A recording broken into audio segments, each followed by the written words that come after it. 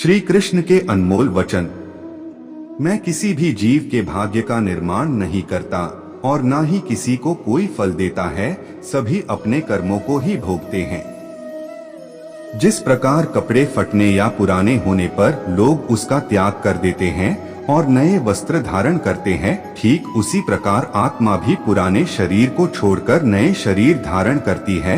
यही प्रकृति का जीवन चक्र है जो लगातार चलता रहता है। इस संसार में कुछ भी स्थिर नहीं है, परिवर्तन ही संसार का नियम है। यदि जिस किसी ने भी जन्म लिया है उसका मृत्यु निश्चित है, इसे टाला नहीं जा सकता है, और जिसकी मृत्यु हुआ है उसका जन्म लेना भी निश्चित है। मन ही इंसान या किसी जीव का शत्रु या मित्र होता है। यदि आप अपने मन को नियंत्रित नहीं करते तो वही मन आपका शत्रु मन बन जाता है, और जो लोग अपने मन पर काबू पा लेते हैं उनके लिए इस दुनिया में कुछ भी असंभव, इम्पॉसिबल नहीं है।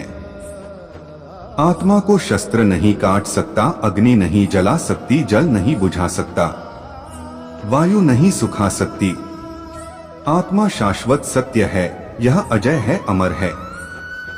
आत्मा नए नए शरीर को धारण करती है, एक शरीर से निकलकर दूसरे शरीर में। यही आत्मा की विचरण प्रक्रिया है। इस आत्मा को ना तो किसी शस्त्र से काटा जा सकता है, ना ही अग्नि इसे जला सकती है, कोई जल इसे बुझा नहीं सकता, और यह किसी वायु से सुख नहीं सकती। मैं सभी प्राणियों को समान रूप से देखता हूँ। ना कोई मुझे कम प्रिय है ना अधिक, लेकिन जो मेरी प्रेम पूर्वक आराधना करते हैं वह मेरे भीतर रहते हैं और मैं उनके जीवन में आता हूँ।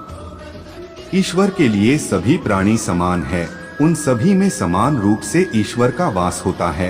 कोई जीव छोटा या बड़ा, अधिक या ज्यादा प्रिय नहीं होता। जो अपने ईश्वर की विशेष आराधना करते हैं, पुकारते हैं, उनके साथ वह सदैव उपस्थित रहते हैं। वह जो सभी इच्छाएं त्याग देता है, मैं और मेरा की लालसा तथा भावना से मुक्त हो जाता है, उसे शांति प्राप्त होती है। जिस व्यक्ति में अहंकार, मैं और मेरा का भाव समाप्त हो जाता है, कुछ पाने की लालसा नहीं होती, वह परम शांति को प्राप्त करता है।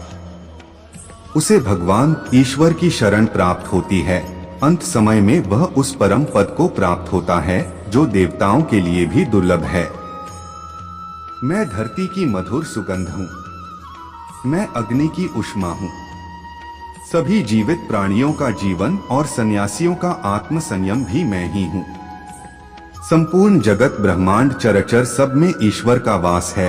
यह ईश्वर की माया ही है जो पूरे ब्रह्मांड में व्याप्त है।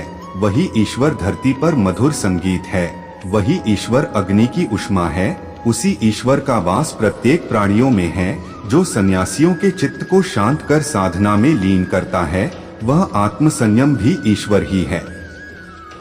फल की अभिलाषा छोड़कर कर्म करने वाला पुरुष ही अपने जीवन को सफल बनाता है।